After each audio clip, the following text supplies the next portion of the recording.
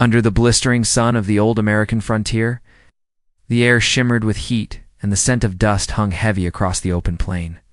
A lone wagon creaked forward along a rugged trail, its wooden wheels groaning as it carried the faint echoes of human pain and endurance. Inside that wagon lay a young woman, her back marked by the cruelty of those who had seen her as less than human, her strength tested beyond measure. She had been whipped until her body gave out, punished not for what she did, but for what she refused to become a symbol of defiance in a world ruled by fear and pride. The land stretched endlessly, harsh and beautiful, painted in tones of red and gold.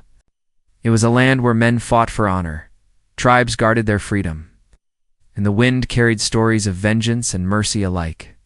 In this world, survival demanded not just strength but heart, and sometimes the courage to stand against one's own people. On that day, as the shadows of late afternoon crept over the rocks, an Apache warrior rode toward the wagon trail. His long hair caught the wind, his dark eyes held a storm that no man could tame. He had seen many cruelties, blood spilled for pride, love crushed by duty, but what he saw that day tore something deep inside him. The woman lay motionless near the wagon, her wrists raw from rope, her dress torn, her breathing shallow. The men who had done it were gone, riding off with the satisfaction of power, leaving her to die under the open sky. The warrior's chest tightened as he looked at her. She was not of his people, not of his world. Yet the sight of her suffering felt personal, as if fate itself had placed her in his path for a reason he could not yet name.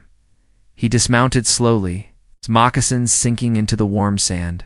The soft jingle of his necklace, the sound of carved bone and silver, was the only thing that broke the silence. He knelt beside her, brushing the dust from her face. Her eyes fluttered open, pale and frightened, and for a moment their gazes met. She expected another blow, another cruel hand. Instead, she found gentleness. His voice was quiet, deep, carrying the rhythm of the desert. He told her to breathe, that she was safe now.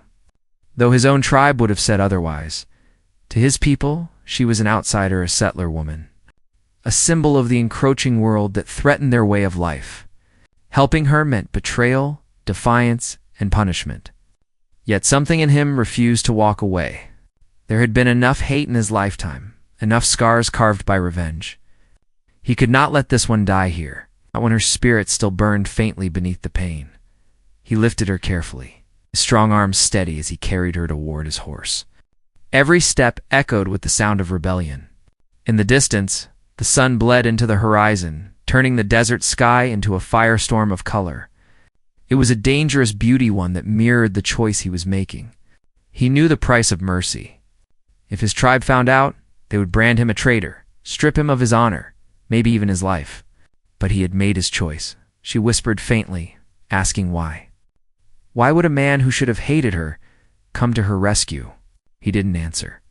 Some truths didn't need words. He only told her to hold on as he lifted her onto his horse. The mare snorted softly, uneasy, as if it too sensed the storm ahead. With one last glance at the abandoned wagon, he turned toward the distant mountains where the sun dipped low, and rode into the gathering dusk. That night, as the desert cooled and the stars appeared like silver fire, the warrior built a small fire in a hollow between two cliffs. The woman lay wrapped in a blanket, trembling from fever and exhaustion. He washed her wounds with water from his canteen, each movement careful and deliberate. The flicker of firelight danced across his face, strong, proud, and troubled. He had always believed that destiny was written in the wind and the dust, but now he wasn't so sure. Maybe fate could be rewritten by the courage to do what was right.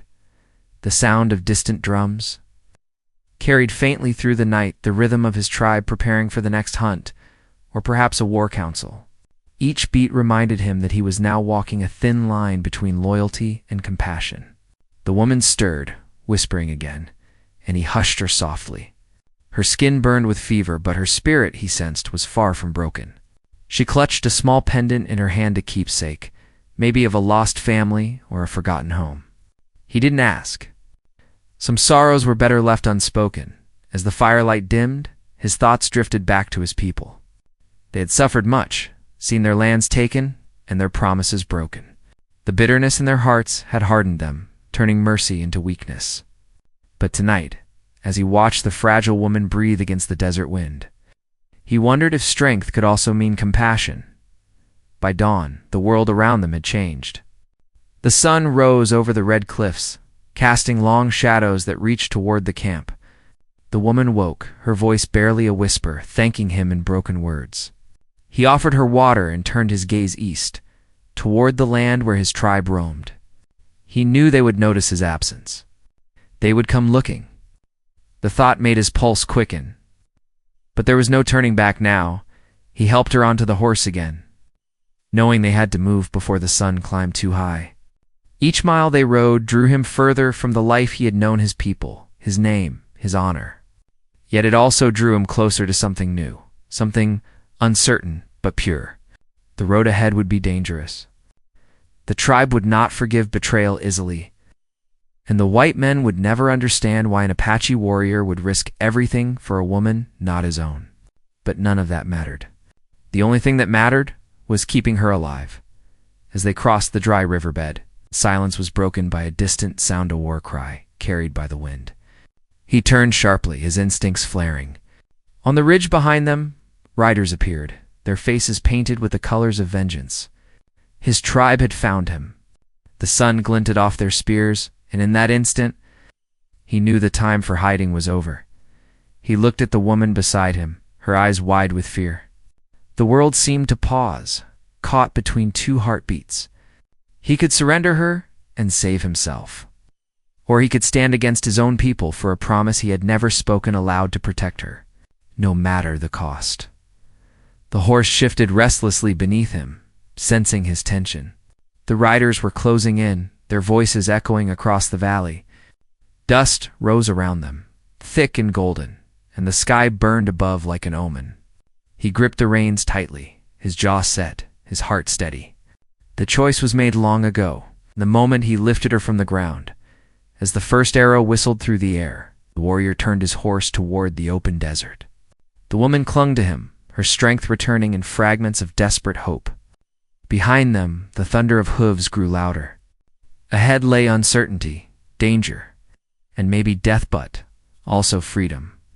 The desert wind carried the cry of the pursuers and the beating of their hearts.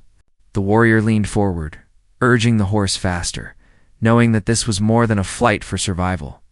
It was a battle between two worlds, the world of vengeance and the world of compassion. And somewhere beyond the horizon, their destiny waited, still unwritten, carried by the wind that knew no master. The horse's hooves thundered against the earth, kicking up clouds of sand as they raced through the valley. The woman clung tightly to the warrior's waist, her body weak, but her spirit refusing to give up. The desert stretched before them like a vast sea of red dust, and behind them, cries of pursuit grew fainter, but not distant enough. The warrior knew his people well. They would not stop until they had him. Defying one's tribe was not a sin easily forgiven, especially when it meant protecting an enemy. Every mile carried the weight of that decision, and though his face remained calm, his heart was heavy with conflict. When the sun began to dip, he finally slowed near a cluster of boulders where the earth broke into a narrow canyon. The horse was exhausted, foam glistening on its flanks. He helped the woman down gently, her legs trembling as they touched the ground. She looked around, frightened and unsure where they were, but too drained to ask questions. The warrior guided her to a shaded spot beneath a ledge and fetched water from a small skin pouch tied to the saddle. He offered it to her in silence, watching her drink in slow, careful sips. The quiet stretched between them, heavy and strange. She wanted to speak, to thank him again, but her throat ached, and her mind was crowded with fear. She didn't understand this man, why he had helped her, why he had risked everything. His dark eyes held no cruelty, only a deep, guarded sadness. There was strength in him, but something about that strength felt lonely, like it came from a lifetime of loss. As the evening cooled, he built a small fire, shielding it from sight with a wall of stone. Smoke curled up in thin trails that disappeared into the twilight. The woman shivered as she sat near the flames, her hands clutching the thin blanket he had given her. Her wound still stung, but it was the memories that hurt worse than the screams. The laughter of men who enjoyed her suffering, the sound of the whip cutting through the air. She tried to push it away, but it lived inside her now, a ghost that would not rest. The warrior broke the silence at last, his voice deep and low. He told her his tribe would come, that they would not stop searching for him. To them, she was a trespasser, and to him, now a reason for war. But he did not regret what he had done. He believed the Great Spirit guided him that day, though he did not yet understand why. She listened to him, barely catching the meaning of his words, yet feeling their weight. His tone carried conviction, not boastfulness. He was a man who had chosen his path, no matter the cost. Night fell slowly, and the canyon filled with shadows. Coyotes cried in the distance, their howls echoing against the stone walls. The woman's heart beat faster at every sound, but the warrior sat motionless, his back straight, his eyes scanning the horizon. He was alert, restless. The firelight flickering against the muscles of his bare chest and the necklace that hung around his neck, strands of bone, stone and silver beads, each piece holding a story. When she finally spoke, her voice trembled. She told him her family had been traveling west with a wagon train. They were settlers looking for land, for a new beginning, but trouble had found them before they could reach it. Raiders attacked one night, some from outside, some from within. In the chaos, she was taken, accused of treachery, and beaten when she tried to escape. She didn't know who lived or who died. All she remembered was the pain and the sound of her own cries swallowed by the desert wind. He listened without interrupting, its expression unreadable. When she finished, she looked at him as if expecting judgment or pity, but he gave neither. Instead, he said quietly that the land they sought to claim had belonged to his people long before any settlers came. His words were not bitter, only true. He said the earth remembered everything, the footsteps of ancestors, the blood that had been spilled, and the cries of those who had suffered.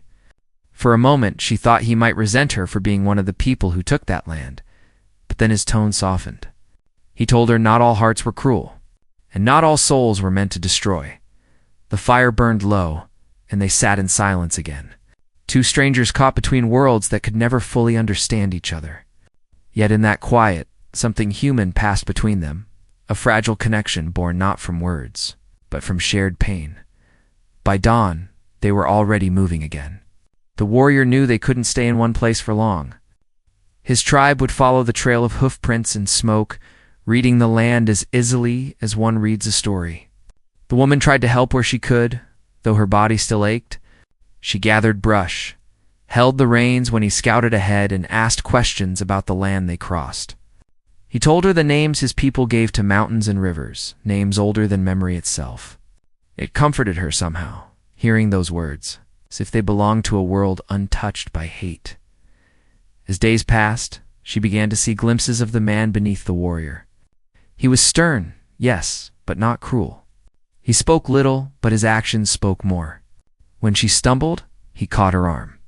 When the sun grew too hot, he found shade. When she cried quietly at night, thinking he was asleep, he stirred the fire a little higher to keep the darkness away. Yet for all his quiet strength, she could see the burden he carried. Every time he looked back toward the horizon, his jaw tightened. He missed his people, his home, the songs sung by the elders, the laughter of children near the fires. By saving her, he had lost them all, and she knew it. The realization filled her with guilt and gratitude in equal measure. One evening, as the sun dipped low and painted the desert gold, they came upon an abandoned mission. The walls were crumbling, the wooden doors half broken, but inside it was cool and still. He decided they would rest there for the night. As the woman walked through the empty chapel, she saw faint carvings on the wall's crosses, prayers, words faded by time. She wondered how many souls had sought refuge here before them. How many prayers had gone unanswered. The warrior sat by the doorway, sharpening his knife. His expression was distant, his eyes fixed on the horizon where the last light was fading. She asked if he believed they would find peace someday. He didn't answer immediately. When he finally spoke, he said peace was a gift only the brave could earn, and most men were too afraid to seek it. She didn't understand all he meant, but his words stayed with her. That night thunder rolled in the distance. A storm was coming, and with it, the scent of rain and danger. The woman couldn't sleep.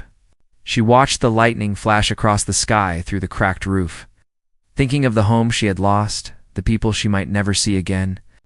Then she looked at the man sitting near the fire, his face calm despite the storm. She wondered what it must feel like to live between two worlds, to belong to neither, yet carry the spirit of both. When the rain came, it fell hard and sudden, drumming against the broken walls. The warrior stood outside, letting the water wash over him. She watched him through the doorway, the firelight behind her flickering like a heartbeat. In that moment, he seemed carved from the land itself, strong, wild, untamed, yet bound by something deeper than pride. But as the rain poured, he heard it the distant beat of horses. He froze, every muscle tense. The woman saw the change in his eyes and knew something was wrong. The riders were close. His tribe had found the trail again. He motioned for her to stay quiet, his hand tightening around the knife. The rain muffled the sound for a while, but the echo of hooves grew clearer. Closer. She reached for his arm, her fear rising. He looked at her, his eyes steady and calm, though his heart raced beneath the surface. He knew they couldn't fight them all. Not here, not now. They would have to run again.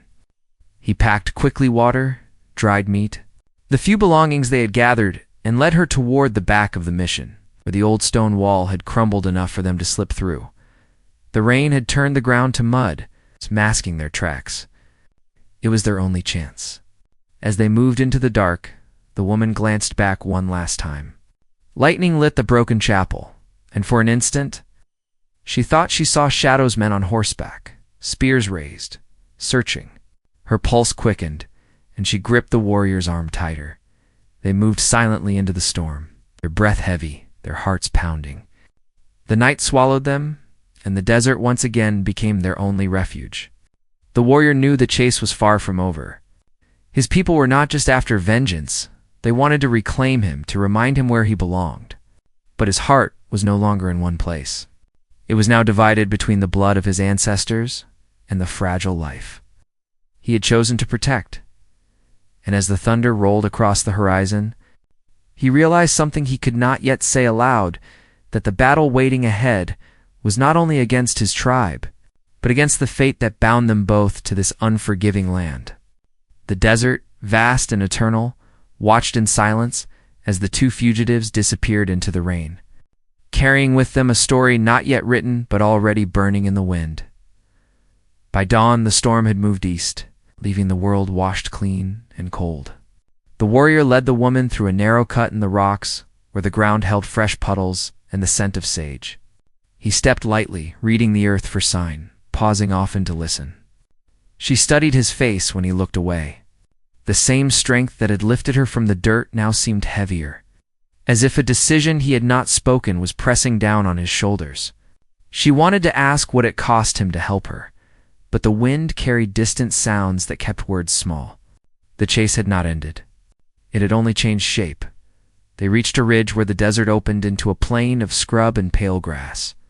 Far to the south lay a line of cottonwoods marking a dry riverbed, and beyond that, a trading post where the warrior had once brought ponies and hides.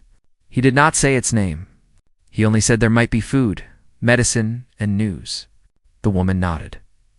Her body was stronger now, though pain still traveled with her like a quiet shadow. She tucked the small pendant into her dress, as if to hide a private fire. He had noticed the pendant before, but never pressed her about it.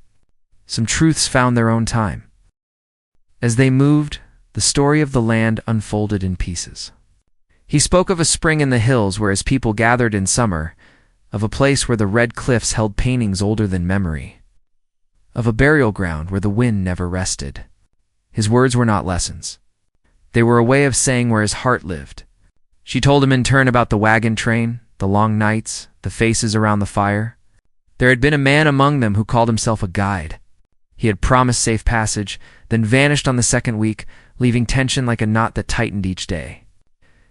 When the raiders came, confusion swallowed sense. She remembered the smell of smoke and the flashing of torches. She could not say who led the attack. She only remembered a voice telling her she had brought it, and the whip that followed. The warrior kept those details close in his mind.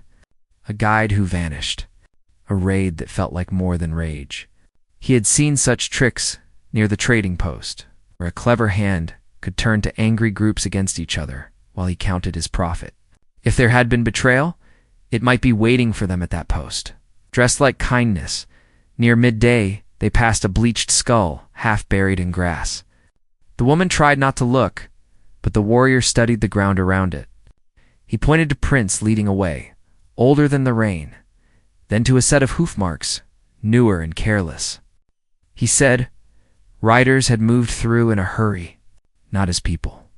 The shoes were iron. He tasted the air and faced north where the plain lifted into broken hills. His people would circle wide, watching. Others might ride straight, expecting to find two fugitives on exhausted mounts. He chose the hills. They climbed until the ground dropped into a bowl ringed with pinyon and rock. He found a ledge that overlooked the plain and crouched in the shade. From there he could see almost to the cottonwoods. He handed the woman a strip of dried meat and told her to rest while he scanned the world with patient eyes. Time moved slowly. A hawk turned above them, dipping its wings to the shifting air. The woman ate, then took small gulps of water, careful not to waste. She felt the ache of hunger soften, and with it her thoughts wandered to the last morning with her family. She had teased her younger brother about the way he tied the lead rope. She had pressed her forehead to her mother's and promised the new land would feel like home. The memory seated itself heavy in her chest.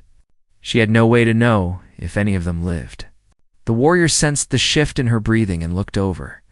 He did not ask. He simply passed her the blanket and returned to watching the plain. Near dusk, the first subplot of their trouble appeared, riding from the direction of the trading post. 3 men, hats pulled low, coats snapping in the evening wind. They did not ride like a patrol.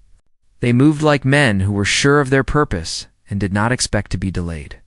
The warrior studied them a long time. He said they carried long guns wrapped in cloth and moved with the routine of men who worked together often.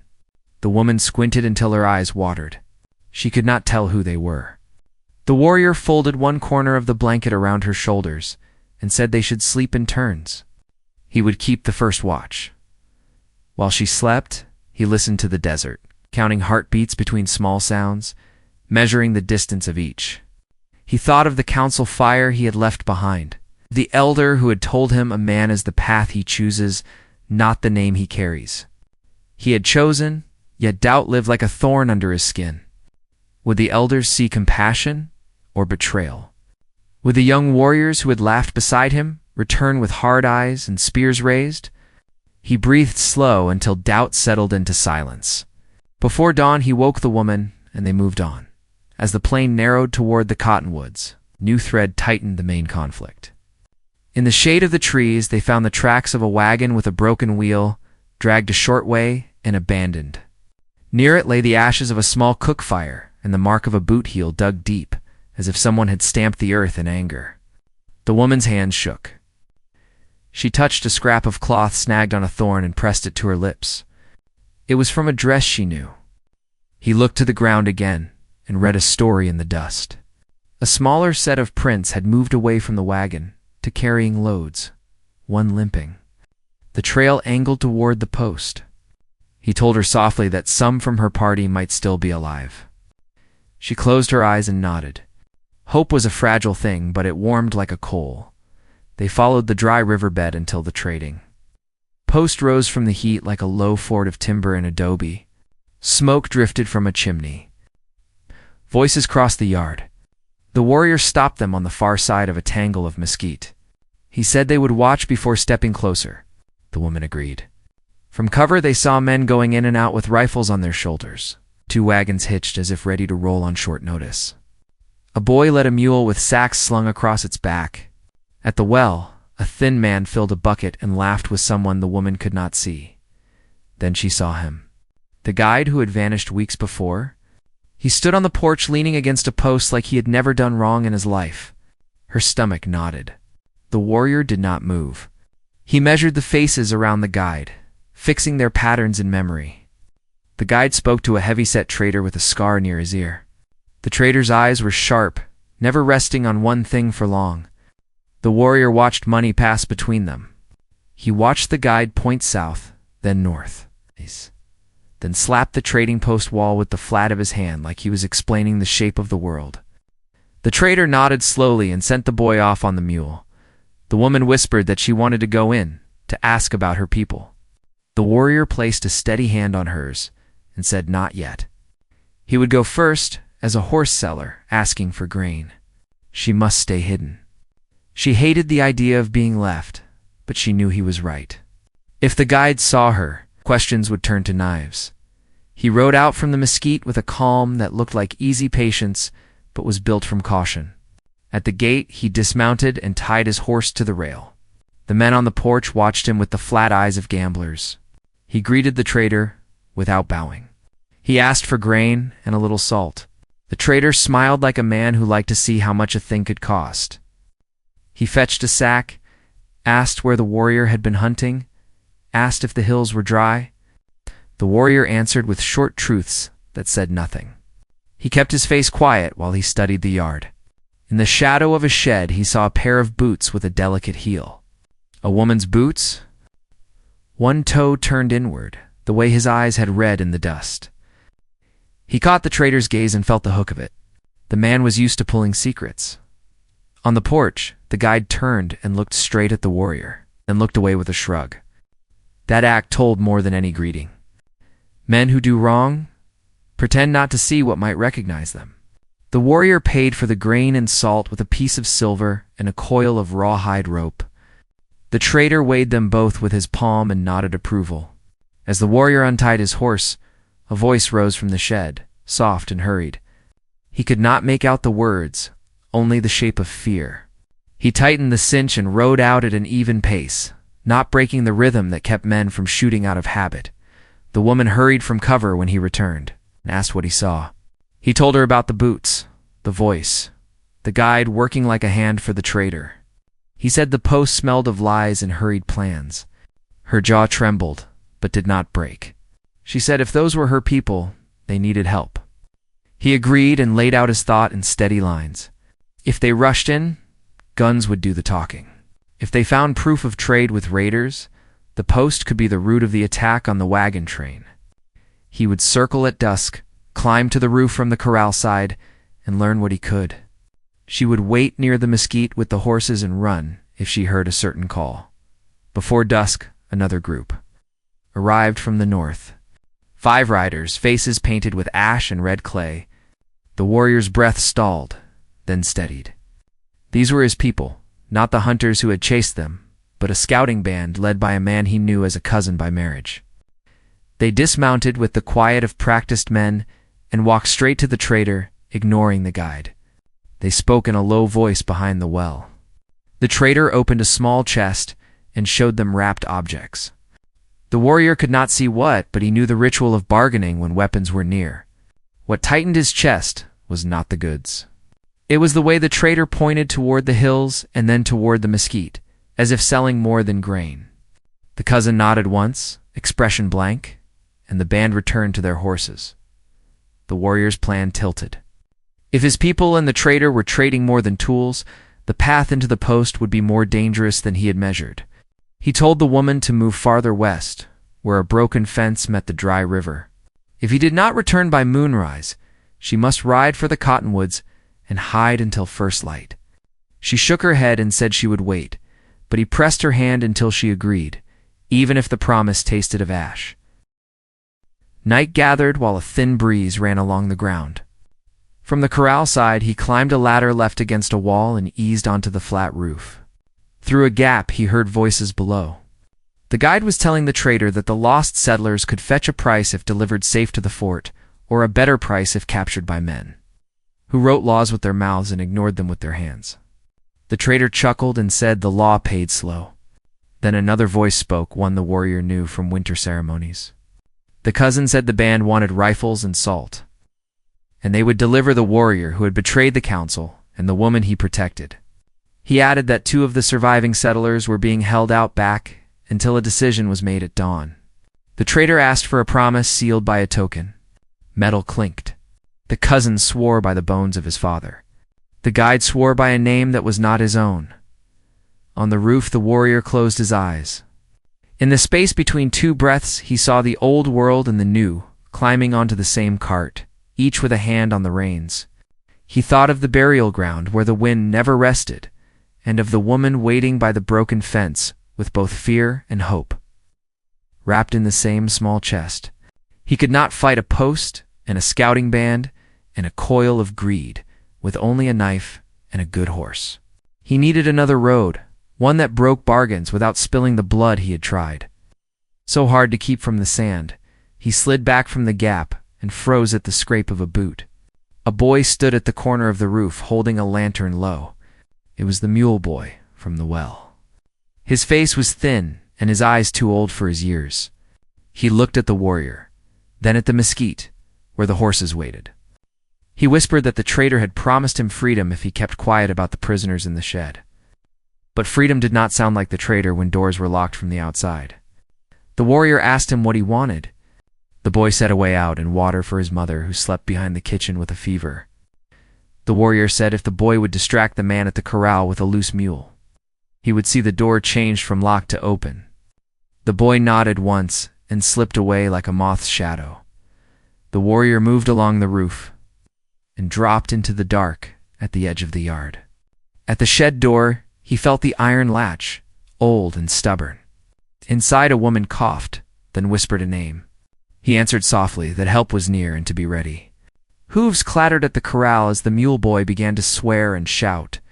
Men ran past the shed, one laughing at the boy's trouble. The warrior lifted the latch with a wedge of wood until it gave. He opened the door the width of a hand and saw two faces, ash pale but fierce. The woman in the back had the inward-turned foot. She clutched a small bundle. He told them to wait for his call and to follow the shadow of the fence until the mesquite covered them. Then the yard erupted with noise as the mule kicked a rail free and a horse screamed. He pulled the door wide, and the captives slipped out into the darkness, moving like ghosts. At the corner of the shed, the guide stepped into the light with a rifle. He had seen the door swing. For a breath, the world held its position. The guide raised the rifle. The warrior reached for the knife. A voice from the porch called for light, and the trader lifted the lantern high, its glow spilling across the yard like a throw net. Beyond the mesquite, a horse nickered softly. The woman waiting there felt the tension snap like a wire. She set her foot in the stirrup, ready to ride. Ready to shout the call that would bring the warrior running, even if it brought the whole post down upon them. The boy's lantern bobbed in the chaos.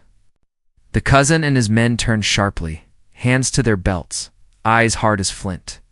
The wind rose, carrying the smell of rain that had not yet arrived. Somewhere in the distance, a coyote began to sing, and the sound lay thin across the night as all the pieces rushed toward each other, not yet touching, but close enough to feel the heat. The trader's lantern wavered in the wind, throwing shadows across the yard that twisted like restless spirits. The warrior stood still, the knife hidden against his wrist, his eyes fixed on the man with the rifle. The woman and the captives were somewhere beyond the mesquite, waiting for his signal. He could hear the mules stamping, the boy shouting for help, and the low rumble of thunder rolling in from the south. The night was alive with danger, and with the promise that one wrong move would shatter everything. The guide's finger twitched on the trigger. The warrior's muscles coiled like a bowstring, every breath a silent calculation. Behind the guide, the cousin stepped out from the porch, his expression unreadable, though his eyes glimmered with recognition. The trader's voice cut through the tension, smooth and sharp. He demanded to know what was happening, who had opened the shed, and why the mule boy had gone wild. The warrior knew he had seconds, not minutes. He shifted his stance just as lightning flashed, blinding the yard in white. In that flash, he moved. The knife struck the rifle barrel, knocking it aside. The guide stumbled back with a cry, and the shot fired harmlessly into the air. Chaos exploded. The mule reared. The boy darted into the shadows, and men came rushing from the house, shouting over one another. The warrior turned, snatched the guide's shoulder, and threw him into the mud. The cousin drew his weapon, but for a brief second their eyes met two men of the same blood, torn between duty and heart. The cousin hesitated. That hesitation was all the warrior needed. He leaped for the fence and whistled, a sharp sound that sliced through the storm's wind. From the darkness beyond the post, horses answered. The woman had heard him. The freed captives followed her lead, riding hard toward the cottonwoods. The warrior ran, the sound of hooves thundering behind him, shouts rising as torches flared to life. Bullets cracked in the night, some hitting wood, others slicing through air. He reached the gate, grabbed the rail, and swung himself over just as a torch struck the fence and caught fire. The heat licked his arm, but he didn't stop. The woman saw him break from the smoke and pushed her horse forward. Her heart pounded as she reached down, extending her hand. The warrior caught it and vaulted up behind her, landing hard. He grabbed the reins and spurred the horse into the open plain. Rain began to fall again, thick and heavy, as if the sky itself wanted to hide them. Behind, the trader's men mounted and gave chase. Their shouts fading and rising with the wind, they rode through the darkness, the freed settlers close behind. The cousin's riders joined the pursuit from the ridge, drawn by pride and obligation. The desert became a storm of hooves and rain and shouts, flashes of lightning revealing faces twisted with fury and resolve. The woman clung to the saddle, her hair plastered to her face, her body shaking with exhaustion. The warrior could feel her trembling, but her grip never loosened. She was no longer the fragile captive he had found in the sand. She was surviving beside him. They reached the riverbed, now half filled with storm water. The current roared, but it was their only path. The warrior turned to the settlers and shouted for them to cross downstream, to follow the bend where the water ran shallow. He knew this land. He knew its traps and its shelters. The woman turned her head, catching the faint light from his face. There was no fear in his eyes, only fierce determination. When they plunged into the river, cold water surged against their legs. The horse stumbled once but found footing. The woman gasped, clinging to his arm. Behind them, torches appeared at the ridge. The cousin's band had not given up. The warrior guided their horse along the current, forcing the trail to vanish beneath water and mud. The storm masked their scent, but luck could only last so long. When they reached the far bank, he urged the others into the trees. They followed without question. Under the thick canopy of mesquite and pine, they slowed. The woman coughed, her voice raw. The captives, one older man and the limping woman, thanked the warrior in trembling words. He nodded but said nothing, scanning the darkness behind them. The older man told him of the ambush at the wagon train, of how the guide had sold them to raiders and left the survivors to be traded like goods. The warrior's jaw tightened. It confirmed what he had already suspected, that greed had brought this violence. Not loyalty, not justice. The woman turned to him and asked what would happen now. He said the pursuers would follow the trail until dawn. Then the cousin would realize he was chasing more than one kind of ghost. His tribe's honor was bound by pride, but pride could be turned to reason if the right truth reached their ears. He had no plan yet, only instinct and a heart that refused to surrender to hatred. They made camp in a hollow where the trees grew thick. The rain eased into a steady drizzle. The fire they built was small, hidden beneath a rock overhang. The woman sat close, her blanket wrapped tight, watching him mend a cut on his arm with quiet precision. Every movement he made seemed measured, controlled, but when his hand trembled slightly from pain, she reached out and steadied it. He looked at her, surprised by her touch, and something unspoken passed between them, trust born in the middle of chaos. Later, when the others slept, she asked him what he would do if his tribe caught them. He answered honestly. He said he would face them and speak his truth, even if it meant standing alone. He believed there was still honor and compassion, though many had forgotten it. She listened, her eyes glistening in the firelight. She told him she once believed survival meant hardening the heart, but now she wasn't sure. Maybe survival meant remembering how to care, even when the world turned cruel. Before dawn, a sound stirred him awake, the soft crack of a twig followed by silence.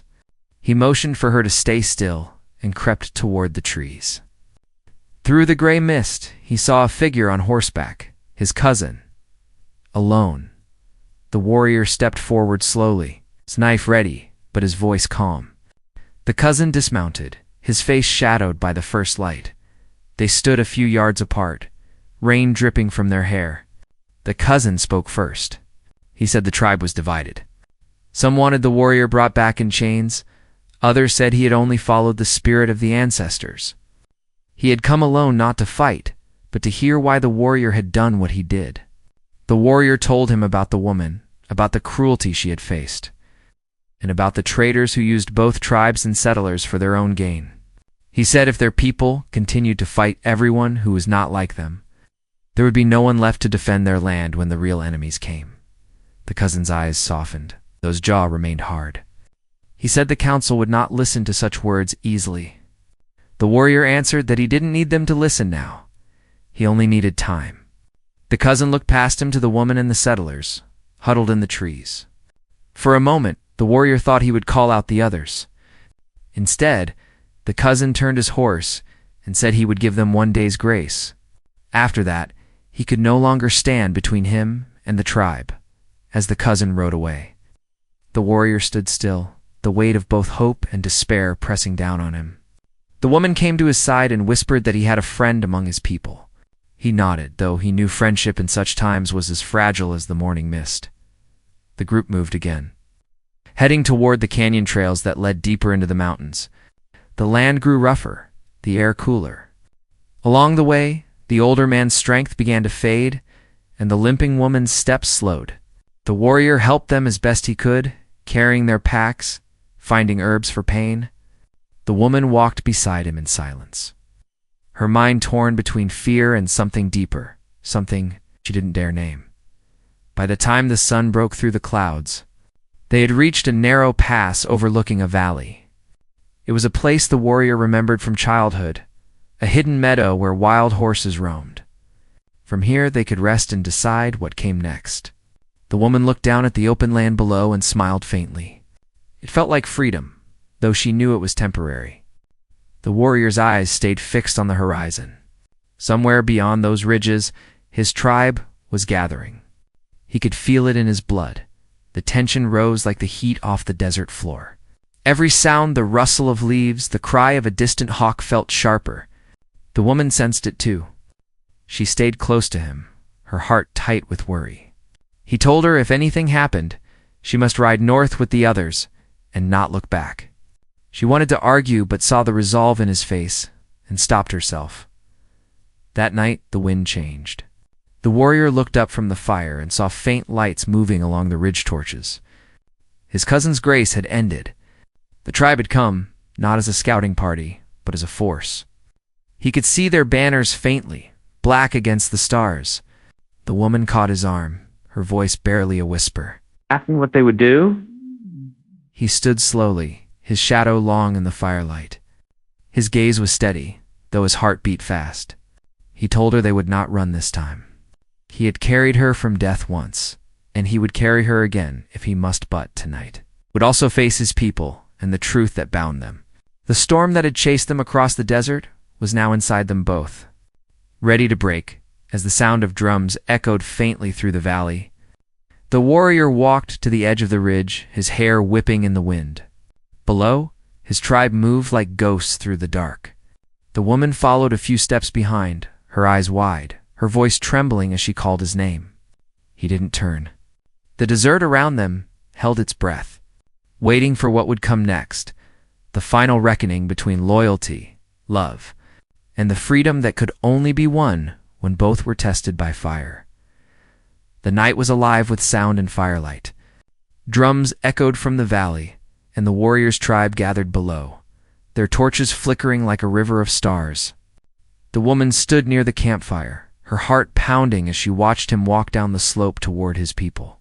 The air was heavy with tension and unspoken words, but his steps never faltered. He had carried her across deserts, fought men who wanted her dead, and defied the laws of his own people. Now he would face them not as an outcast, but as a man standing for what he believed was right. The tribe's warriors formed a semicircle as he approached. Their faces were painted, their expressions unreadable in the shifting light. At the center stood the elder, a man with silver hair and eyes that had seen too many winters. Beside him stood the cousin, who had once sworn to bring the warrior back in chains. The elder raised his hand for silence. The sound of drums faded until only the crackling of torches filled the air. The warrior stopped a few paces away and bowed his head in respect. When he looked up, his voice carried clearly through the night. He told them everything. He spoke of the traders who played both sides for profit, of the settlers who suffered as much as they did, and of the cruelty he had witnessed. He said the woman had not come to steal or to harm, but to survive, and that saving her had not been a betrayal of their tribe, it had been a defense of their humanity. For a long time, no one spoke. The wind moved softly through the canyon, lifting ashes from the torches. Then one of the younger warriors stepped forward, his tone sharp with anger. He asked if compassion was now greater than loyalty. The warrior met his gaze and said that true loyalty was not blind. It was the courage to protect what was sacred in all living things. His words struck something deep, though not everyone would admit it. The elder's eyes softened. He asked the woman to step forward. She hesitated, but the warrior motioned gently for her to join him. The tribe watched in silence as she approached, her hands trembling, her face pale but steady. She didn't know their language, yet her presence spoke louder than words. When she reached his side, she placed her hand over his heart. That small gesture told the tribe what no speech could. The elder turned to the cousin and spoke quietly in their tongue. After a moment, the cousin nodded. The elder then faced the warrior again and said he had broken custom, but not spirit. His actions had been reckless, but they had come from honor, not deceit. The tribe would not punish him. Instead, they would hear his truth and seek proof of it. He would be allowed to lead them to the trader's post to uncover the lies that had fueled so much hatred.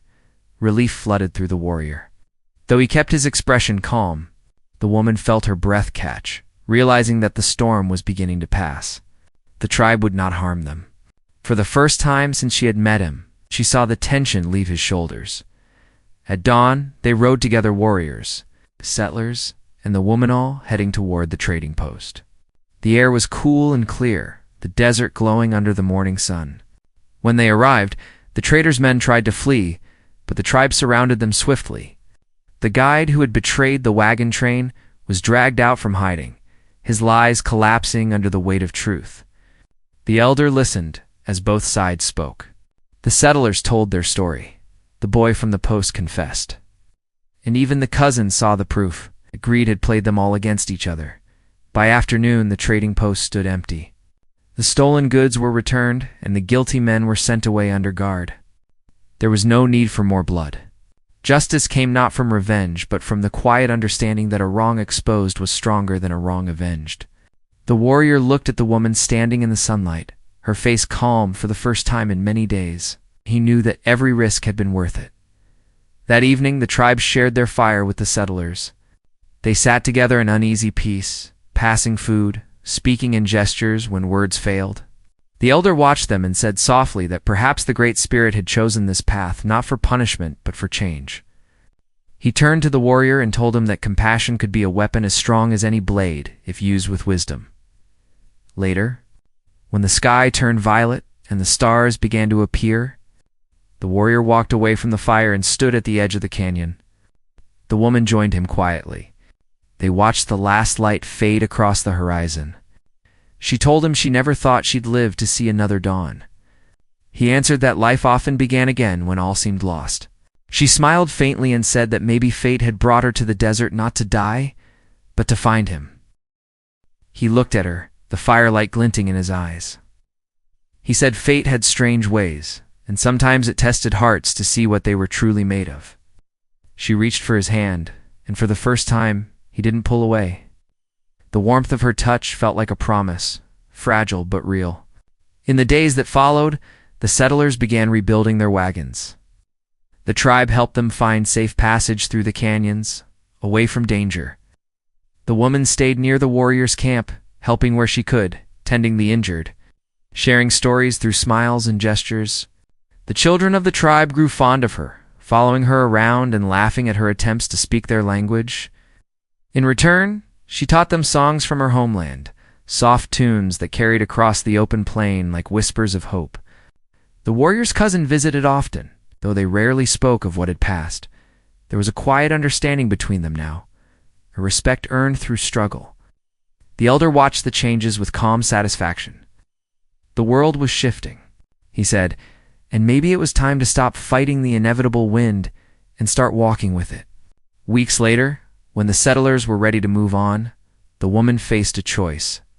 She could return to her people, continue west, and leave behind the world that had nearly destroyed her, or she could stay. The decision weighed heavy on her, though her heart already knew the answer. One evening, she found the warrior by the river, watching the water move beneath the fading sun. She told him she was tired of running, tired of fearing what tomorrow might bring. She wanted to live where kindness was not weakness, and courage was not born from hate. He listened silently, then smiled in that rare, quiet way of his, and said the desert had room for all who carried an honest heart. In the following weeks their lives settled into rhythm. She learned his language little by little, and he learned hers. They worked side by side, gathering herbs, tending the horses, helping his people rebuild what had been lost. Their connection grew not from grand words, but from the simple trust of shared days. She no longer felt like a stranger. He no longer felt alone. As summer turned to fall, the desert bloomed after a rare rain. Wildflowers painted the ground with color, and the air carried the scent of life returning. The elder called for a gathering at the sacred spring, a celebration of peace between the tribe and the settlers. The warrior and the woman stood together among the crowd, the warmth of the fire reflecting in their eyes. When the drums began to play, she smiled, and for the first time he reached for her hand openly before everyone. No one looked away or spoke against it. The tribe had seen what their bond had brought, not shame, but healing. That night, as the stars stretched endlessly above them, the woman rested her head on his shoulder and whispered that she finally understood what freedom truly meant. It wasn't in running or fighting, it was in choosing love over fear. The warrior wrapped his arm around her and looked at the horizon where the land met the sky. He said the desert had witnessed their pain, but now it would carry their story, the story of a man who defied his tribe and a woman who found strength in mercy. By morning, the wagon trains moved on, the tribe returned to their camps, and the world began again. But somewhere in that vast wilderness, two hearts beat as one, living proof that compassion could bridge even the widest divide. Ow. The desert that had once been a place of suffering now stood as a home, a quiet, endless sea of freedom and forgiveness. And when the wind swept across the plains, carrying the scent of rain and the echo of drums, it also carried their story, a reminder that courage is not only found in battle, but in the choice to save another soul, even when the world says not to. Their names may have faded with time, but their legacy lived on in every whisper of the land, in every fire that burned against the night, and in every heart that still believed love could outlast the storm.